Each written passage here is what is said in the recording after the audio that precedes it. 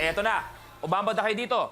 Bakit ikaw ang deserving, Sue, na maging ultimate last man standing? I think, Kuya Luis, hindi lang naman ako ang deserving. Lahat ng tumungtong sa stage na to ay deserving na manalo sa minute to win it. Galing. And I think si Marvin he's as deserving as I am.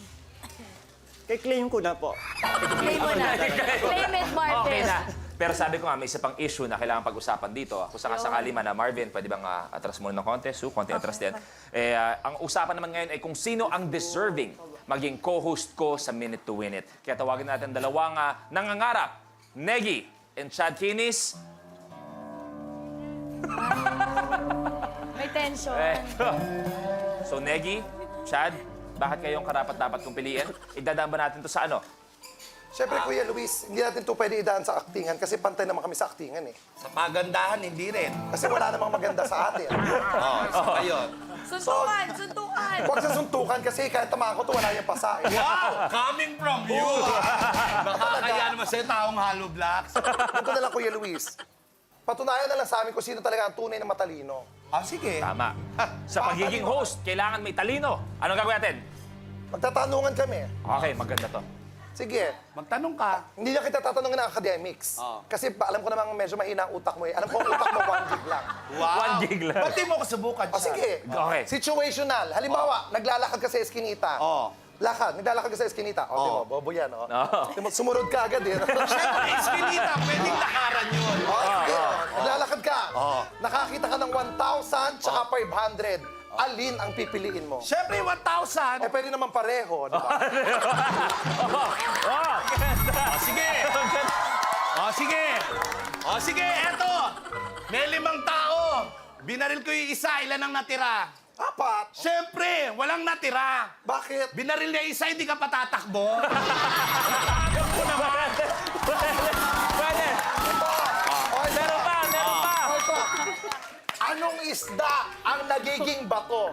Binigay ko na, isda tapos bato. Anong Stonefish. Piranha. Bakit? O, di ba may kasabihan tayo? Ano? Piranha, naging bato pa. Meron pa, last! Last na! Pusa! Oh, Eto, nasa tulay. Lumango yung pusa sa dagat. Ano tawag doon? nasaan? Nasa dagat, lumango yung pusa. Ano tawag doon? Catfish. Mali. Ano? Di pusa pa rin. Lumangoy lang mag-iiba pa yun. Pwede! Ang galing! Eto na naman, napapaisip na naman ako. Nakita ko. Ganyan ko ba talaga mag-isip yan? Kuya Luis, kahit biro-biro ito, sana magkatotoo. Kailangan ko po ng trabaho. Magde-decide ako kung sino makakasama ko sa barangay. Ang isasama ko pa rin sa barangay ay si Negi. Ah, yes! Yes! Yes! Mananatili ka sa bahay nyo. Taong cotton buds. Chad, ganyan ang kapamilya. Hindi ko kayang iwanan ng basta-basta si Negi dahil unang-una, alam ko marami pa siyang binabayaran monthly na mga motor. Kuya, Personalan, kuya kuya. kasi, kaya ko po kailangan talaga yung trabaho kasi yung kuya ko po nasa emergency room ngayon. Oh my God, ano nangyari? Wala po nangyari, guard yun doon. Pero maraming salamat, Chad Kinis. I love you, Chad. Oo, iba talaga. Palakpakan natin, Chad Kinis at si Negi. At eto na ang mangyayari. Tamar. Nek-nek mo. Sa challenge na ito, kailangan masuot ng player ang mga neckties na nakasipit sa sampayan papunta sa kanyang leeg na hindi ginagamit ang kamay. The game begins in 3, 2, 1. Go, go, go!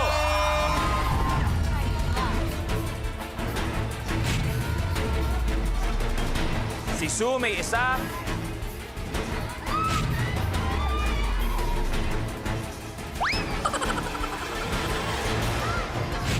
Isa, si Marvin.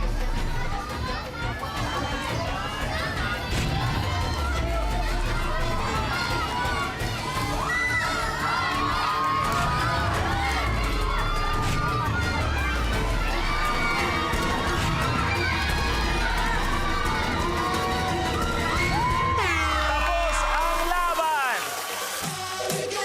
Marvin Grabe! Ang score natin ngayon ay 1-0. Maganda pa rin ang laban natin. Kaya good luck. Eto na, blueprint. Tipping point. Kailangan yung gumawa ng tower sa pamamagitan ng salitang pagpapatong-patong ng 3 CD at ping-pong ball.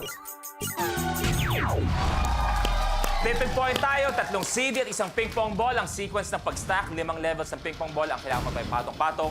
Kapag naipatong na ang last layer ng mga CD, pinaka-importante, kailangan tumayo ang stack for 3 seconds. Okay? Pag nangyayari yon, para kay Sue, may isa pa tayong challenge. Pero pag nagawa mo yon, ikaw magiging kauna-unahang barangay player na magiging ultimate last man standing, 75,000 and 1 million. Kaya Sue, good luck. Marvin, good luck. The game begins in 3, 2, 1. Go!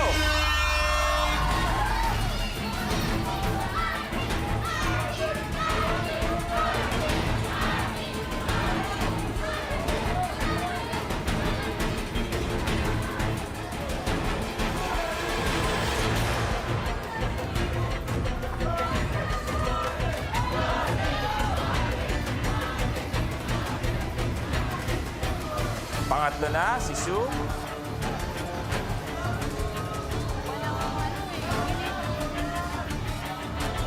Last 2 levels para kay Sue. Tandaan, meron tayong 3 seconds dito.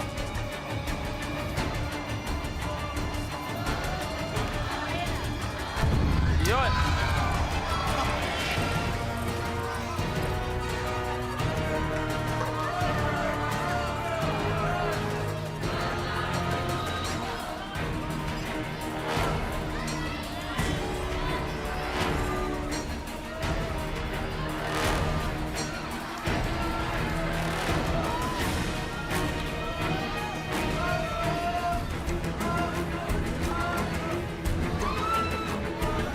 Hinga, hinga.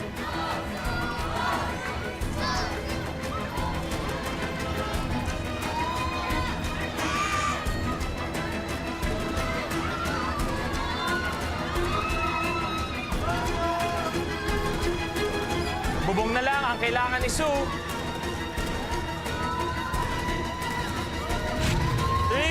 2, 1, tapos ang laban! Sue, nauna ka. Eto ang score natin ngayon, 1-all. So ibig sabihin, isang challenge na lang ang kailangan, tiebreaker, para malaman kung sinong karapat-dapat maging ultimate last man standing. Good luck! Good luck! Double up. Sabay na patatalbugin ang 2 ping-pong balls sa sahig at dapat pareho itong ma-shoot sa loob ng baso. The game begins in 3, 2, 1. Go!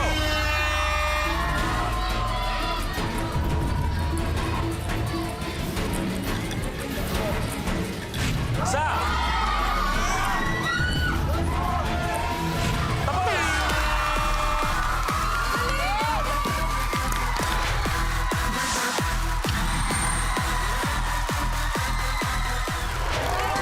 Marvin, nauna ka.